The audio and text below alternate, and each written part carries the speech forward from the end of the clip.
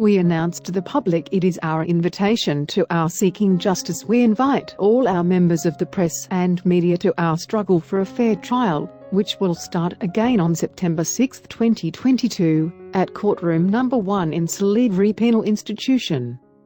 Adnan Oktar and we started the trial on September 17, 2019, at the Istanbul 30 High Criminal Court, which is the court of first instance, as frequently reported in the press.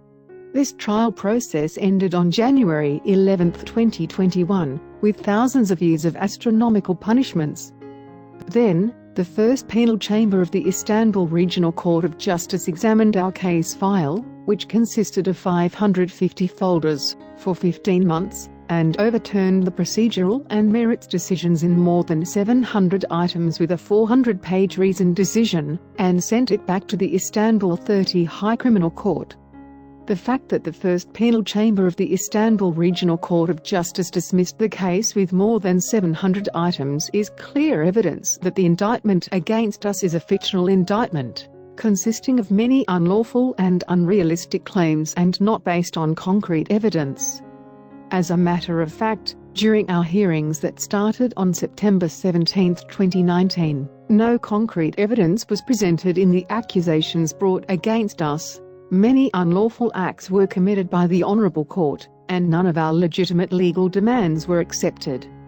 The perception that our country is not a state of the law is created over our case, which has turned into outrage as a result of the plots of some focal points that have been continuing their actions, such as putting pressure on some members of the judiciary and the police and deceiving official institutions since the date of the operation on us, the 11th of July 2018.